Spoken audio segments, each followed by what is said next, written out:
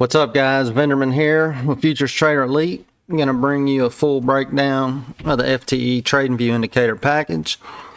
A lot of you have been asking what's included, how to use it, what the settings do. I'm going to try to walk you through everything on my actual chart here. Excuse me. This is the same setup I use every day when I'm running NQ or MNQ. You name it, it really don't matter what I'm doing. It works across futures, stocks, options. This is not just a futures thing.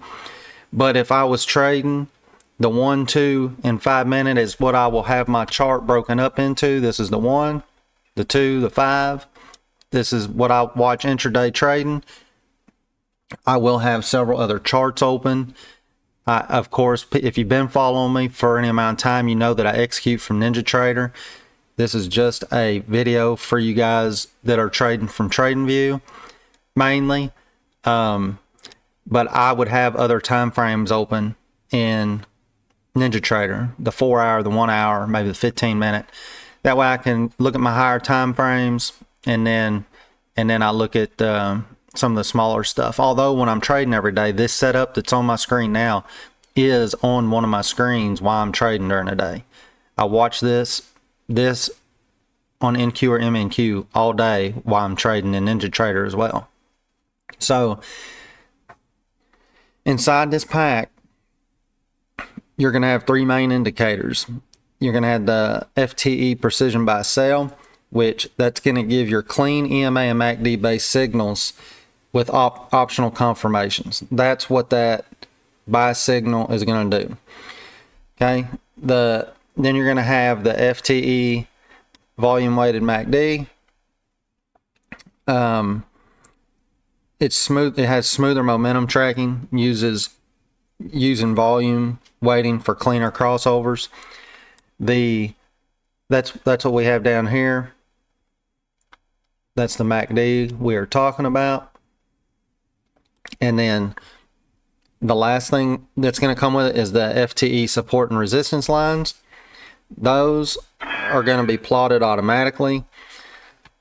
They have multi-timeframe support and resistance mapping on many time frames. You can do it on the 4, I think the 1 and the 4 hour or the higher time frames that I have it that are in the settings, but we'll go over them. Everything is adjustable: colors, line thickness, arrow size, so that you can make this fit your chart to your own style and what you like. So let's start with, let's say I'm going to pop this 1 minute chart out. So we're just looking at it for the time being. I'm going to shut these green lines off that y'all see that are vertical for now. I'll tell you what those are about before I wrap this up.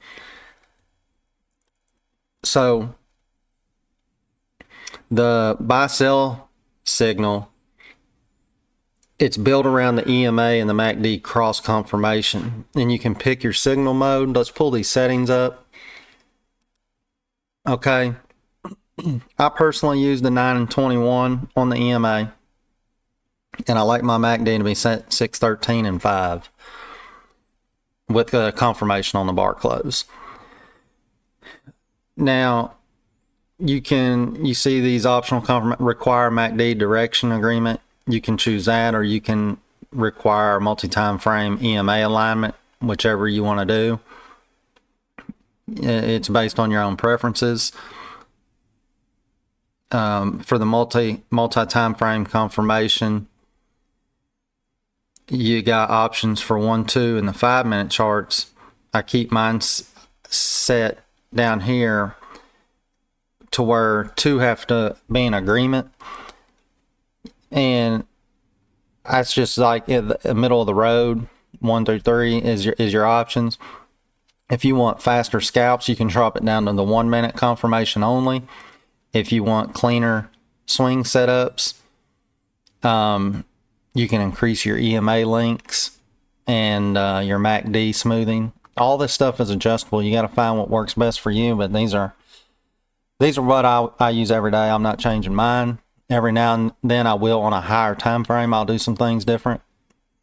But we are talking about lower time frame intraday trading. and we don't need to make things harder than they really need to be. It is really that simple. You got to find a strategy, choose a strategy, and stick with it. So next, we're going to be looking at the MACD, and it's for momentum confirmation. It's a volume weighted crossover. So it's not just instead of just a raw MACD, it reacts to where volume is pushing the move. I like to use this for filtering out chop. If momentum's flat, I don't take the trade, even if the buy sell signal flashes a signal. And then of course we got our support and resistance lines, and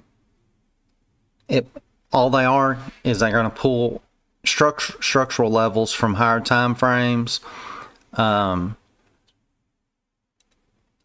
depending on what time frame you're on. So what I mean by that, because this can get tricky, you can mess with these settings on these support and resistance lines. Let's go in here, take this 1 hour off. We're on the 1 minute chart. When you're on your lower time frames like this, you want to put 3 and 3 on the pivot left and right. You can adjust your max active levels, extend mode until hit. You can do until break, always, however you want it. And you can change how you want it after it's hit or broke. You can have them deleted. You can keep them. You can show price labels. I don't recommend doing that. I like my charts to be as clean as possible. And as soon as I just did that, I don't even want to look at this chart anymore. I can't be looking at all that. So now let's get that off there. But I know some people want the option, so there it is. You know, you got line widths, colors, transparency, all the settings you need there. But now let's say that we click this off the 1 minute and we go to the 1 hour, and let's switch our chart to the 1 hour. You see we don't have many lines here. We got a couple there, support down here and this one here. So let's go back to the settings now that we're on the 1 hour. And when it's on the 1 hour, you're going to want to use 7 and 7 in here on your higher time frame stuff, and then it's going to start plotting more lines for you. And it will not do that unless you adjust that setting. You'll want to use that on the 1 hour and above for sure, but then on your lower time frames you're going to want to use 3 and 3. We'll get this back on the 1 minute. Excuse me. Let's get this back to the 1 minute. 3 and 3. Okay. All right. So then that's basically all you really need to know about your support and resistance lines.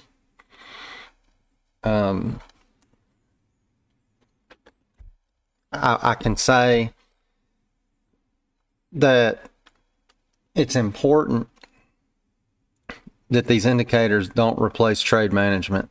Everyone trades with different risk parameters, and there ain't no magic bullet here.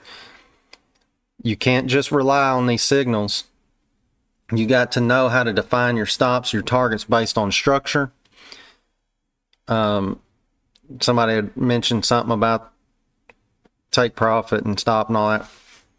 I could code automatic stop and take profit plots in the future, but it's going to be different. I was trying to explain, you know, if you had like a engulfing candle, a setup could be really different. I don't think it's smart to really plot all that. I mean, I can do it, but really you need to be looking at your structure for take profit, zones. If you follow me, and if you the full trading course is coming out soon. If you know how to do your trend lines and zone boxes and imbalance boxes, and you're using your pivots, you'll know places for take profit. And even these support and resistance lines can work for take profits and stops. It just depends on the setup on the chart. But everybody needs to trade smart and use good risk management. Now I'm going to pop this back down into the other chart and explain something real quick about the MACD, what I'm looking at. And I had them green vertical lines that I took off. I said I would explain at the end. This is something that I added today. So if you've already got this indicator pack and you want this, I'll grant you access, because I just started messing with it this morning. So I took some trades and I posted them in the Discord, and I was looking at something. Well, these lines are every 10 minutes. And the reason I did that is because when everything's moving pretty fast, and one of the things that I look at pretty heavily is these dots on the MACD. These are not buy signals. These are early confirmation dots to let you know that the market might be might turn to the opposite direction. They turn green. It means we might be starting into an uptrend, or red into a downtrend. It's a possibility. It's not a yes, that's what's going to happen. Especially if you're using the one on the 1 minute. I mean, it's only 1 minute of information. But what you look at here, if you can hover your cursor over and you got your vertical line, and then you look at your 2 and 5 minute chart and look at your vertical line where it's at, if you get that green dot 2 out of 3 times on that line, or even all 3, you really need to start paying real close attention to what the chart's doing, because you're probably about to come upon a A++ trade real fast. And it might not be right that moment, or you might even get a buy or sell signal fired where the dot crosses over on the MACD. Now, that's why I have these charts side by side looking at them when it's intraday, because that is where everything starts for me when I'm looking at this chart. Even if I have my trend lines and my zone boxes, when I see the crossovers, I'm paying attention to when they happen, how they happen. Was it 1? Was it 2? Was it 3? Because it's starting to tell me a story of what might happen next. Now, I put these vertical lines on because if any one of these candles that closes on one of these lines, that's telling me that candle closed on the 1 minute, the 2 minute, and the 5 minute all at the same time. That way I don't have to try to keep up with that while I'm trading. I can just look at the chart, and if this green signal on this 1 minute right here that got thrown in, had that been on this candle with this line, that's telling me that, wow, we just got the buy signal on the 1 minute candle that closed at the same time the 2 and the 5 did. And since I got in my settings that 2 have to confirm out of 3 before it'll plot that signal, and I look down and see that my MACD is over the 0 line, and if you look at the 2 minute chart, it's crossing the 0 line on that candle, and the green dot got put in on the 5 minute. So if that signal would have plotted on this candle instead of the one next to it, I'd have been long in this trade real fast. Whereas you still could have took this signal right here, because the candle closed around 8:20. It didn't really pull back at all. And look where it went. That's a 60-point move. Easy trade to take. Because if you entered this trade at 8:20 in this area anywhere, I wouldn't be putting my stop down at the bottom side of this candle. At least I would not do that. And if I'm trading NQ, I definitely ain't going to do that. I might have cut it in half. That's why you got to use your own risk management and what kind of trader you are. I try to keep them tight most of the time. A lot of times I'll get stopped out and take a loss because I keep them too tight sometimes. But this is a beautiful trade right here. Makes me wish I was still trading today. I mean, you got this little pullback here, but I mean, say you bought this at 820. You go up here and don't take profit and 10, 12, 15 points. And you would put your stop somewhere down here. Say you did put it at this bottom of this candle because that's part of your risk game. By the time it was up here, what do we got going on? Oh, look at this. We're about to break structure on the 1 minute. Anybody that's been following me knows that I love this setup. We get up there to structure and it rejects. Pulls back a little bit. Man, boom. Break structure on this candle right here. So if you bought here and you didn't take profit and held, you could have moved your stop from here to break even. That way you're still giving it time to breathe. And then what happens next? Boom. Break structure and just walks it on up. I mean, that's an easy trade. And now I know it's already happened, so it's easier. You couldn't see this while the trade was going on. That's why you got to trust everything else in your game plan to even take the trade. But that's the way you got to look at it. You know, when they start coming up on the chart. I hope that was a good example for you guys. If you have any questions, just let me know. But that's what them lines are for. And like I said, if you already got the pack and you want access, just let me know. And I'll grant it as soon as you let me know. And because I'm going to keep playing around with this. I can't believe I didn't do that sooner. Because I watch so many different charts.